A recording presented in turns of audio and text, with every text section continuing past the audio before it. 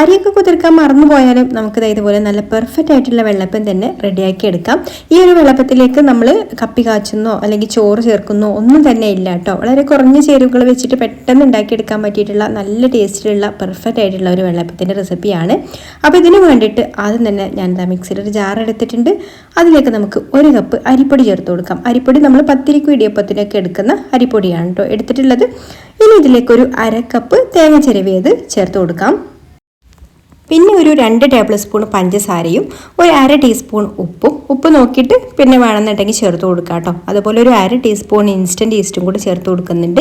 ഇനി നമുക്കിതിലേക്ക് വെള്ളം ചേർത്ത് കൊടുക്കാം. വെള്ളം ഞാനിവിടെ ഇതിലേക്ക് മൊത്തത്തിൽ ചേർത്ത് കൊടുക്കുന്നത് 1.5 കപ്പാണ്. അപ്പോൾ ആദ്യം കുറച്ച് വെള്ളം ഒഴിച്ചു കൊടുത്തിട്ട് ഇതൊന്ന് മിക്സ് ചെയ്ത് കൊടുക്കുന്നുണ്ട്. അല്ലെങ്കിൽ നമുക്ക് പൊടിയൊക്കെ മിക്സിയുടെ ജാറിൽ ഇങ്ങനെ കട്ടയായിട്ടിരിക്കും കേട്ടോ. അപ്പോൾ അതുപോലെ ഒന്ന് മിക്സ് ചെയ്ത് കൊടുത്തിട്ട് അരച്ചെടുക്കുകയാണെന്നുണ്ടെങ്കിൽ നമുക്ക് പെർഫെക്റ്റ് ആയിട്ട് തന്നെ കിട്ടും.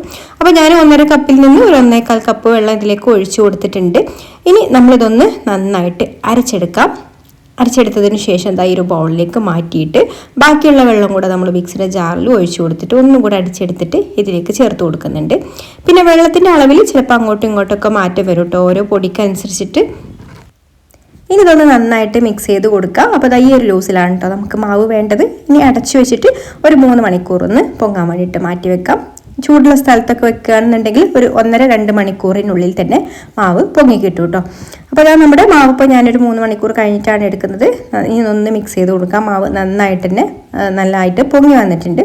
ഇനി നമുക്ക് അപ്പം ചുട്ടെടുക്കാൻ വേണ്ടിയിട്ട് അപ്പച്ചട്ടി സ്റ്റൗവിൽ വെച്ച് കൊടുത്തിട്ടുണ്ട്. ഒരു മീഡിയം ചൂടായി വരുന്ന സമയത്ത് നമുക്കിതിലേക്ക് മാവ് ഒഴിച്ചു കൊടുത്തിട്ട് ഇതുപോലെ ചുറ്റിച്ചെടുക്കാം. നമ്മൾ സാധാരണ വെള്ളപ്പം ചുട്ടെടുക്കുന്നത് പോലെ തന്നെ ചുട്ടെടുക്കാം. അടച്ചു വെച്ചിട്ട് ഒരു 1 മിനിറ്റ് കഴിയുമ്പോൾ തുറന്നാൽ ഇതുപോലെ നല്ല പെർഫെക്റ്റ് ആയിട്ടുള്ള വെള്ളപ്പം കിട്ടും. പിന്നെ നമ്മൾ ചൂട് കൂടി പോകരുത് കേട്ടോ. അപ്പോൾ ഒഴിച്ചു കൊടുക്കുന്ന സമയത്ത് എപ്പോഴും പാന് ഒരു ചൂട് ക്രമീകരിച്ച് വേണം നിർത്താൻ വേണ്ടിയിട്ട്. എന്നാലുള്ള നമുക്ക് ആ ഒരു കറക്റ്റ് ചെറിയ ഹോളായിട്ടുള്ള നല്ല ഭംഗിയുള്ള അപ്പം കിട്ടുള്ളൂ. അപ്പോൾ ഇത്രയുള്ള നമ്മുടെ അടിപൊളിയായിട്ടുള്ള പെർഫെക്റ്റ് ആയിട്ടുള്ള വെള്ളപ്പം ഇവിടെ റെഡി ആയിട്ടുണ്ട്. നല്ല ടേസ്റ്റാണ് കേട്ടോ ഈ ഒരു വെള്ളപ്പം. തേങ്ങയും അരിപ്പൊടിയും മാത്രം ചേർത്ത് കൊടുത്തത് കാരണം ആ ഒരു തേങ്ങയുടെ ഫ്ലേവറാണ് കേട്ടോ ഇതിൽ മുന്നിട്ട് നിൽക്കുക. അപ്പോൾ നമുക്ക് കറിയൊന്നും ഇല്ലാതെ തന്നെ ഈ ഒരു അപ്പം കഴിക്കാം. അത്രയ്ക്ക് ടേസ്റ്റാണ്. പിന്നെ പഞ്ചസാരയുടെ ഒരു ചെറിയ മധുരം തേങ്ങയുടെ ആ ഒരു ഫ്ലേവറും കൂടി ആകുമ്പോൾ അടിപൊളി ടേസ്റ്റാണ് കേട്ടോ.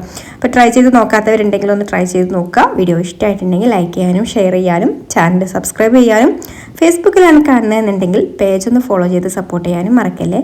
അപ്പോൾ ഇനി മറ്റൊരു നല്ല റെസിപ്പിയുമായിട്ട് അടുത്ത വീഡിയോയിൽ കാണാം. താങ്ക്